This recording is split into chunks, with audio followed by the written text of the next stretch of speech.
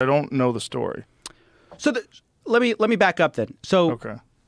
Logan Paul is popular influencer. You know who he I know is. Sure. So he, along with a lot of influencers, got really interested in like the crypto space. And he had done a coin before that called Dink Doink, which was abandoned shortly after he promoted it. People got invested, goes to zero, right? And he says, well, that's not my project. That was my buddy's project. And then like a month later, he's like, I actually do have a project, excited to announce it. It's called CryptoZoo. It's a fun game. They called it a fun game that earns you money.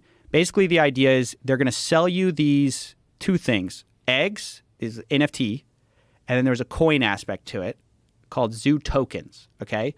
So you can buy these Zoo tokens to buy the eggs, and the idea is the eggs will then hatch into animals that will earn passive Zoo tokens. So you can buy eggs with Zoo tokens, and then the eggs will passively earn you Zoo tokens. Does that make sense? No. Well, don't worry. You're kind of actually caught up. So these Zoo tokens were basically this passive income. You know, you basically invest up front, and then you're sort of getting the tokens back out, which you can then sell, I guess. So that was the idea pitched to people, and people immediately buy in. $3 million in NFT sales, tens of millions of dollars in the tokens itself, the Zoo tokens. People are so excited about it because it's Logan Paul. And he says this is his project. He's putting his name behind it, his backing behind it, and he's a great marketer. I mean, you got to give the guy credit where credit is due. He's a tremendous marketer. So people get all excited. All of a sudden, the hatch day comes when you're supposed to hatch these eggs, and half the hatching doesn't work.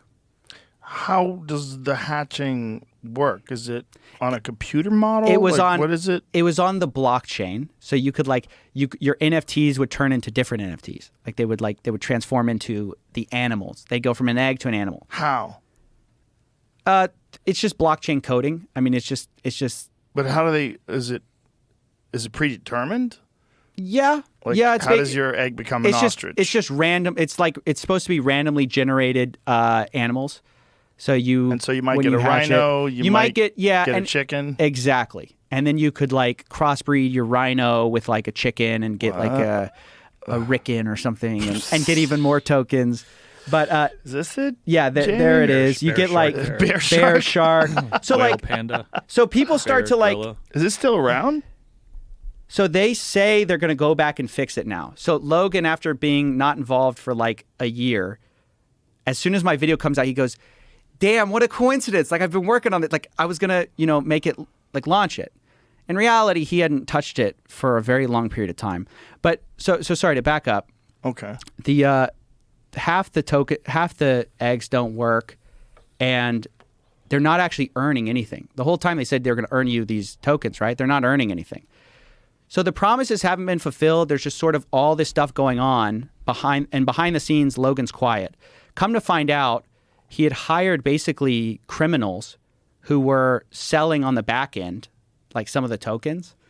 And he was sort of I don't know what his thing was. I think he realized it's not going to be that successful. Let me move on. I think his mentality was, let me just move on, right? The problem, though, is you have millions of dollars of investment in a thing that you promoted. You told everyone it was going to make them money, and then you never delivered anything. So my story was basically showing the victims of the scheme, and then in response, he's like, well, I'm going to sue you for that. He said he's going to sue you. Yeah, he said, I'll see you in court.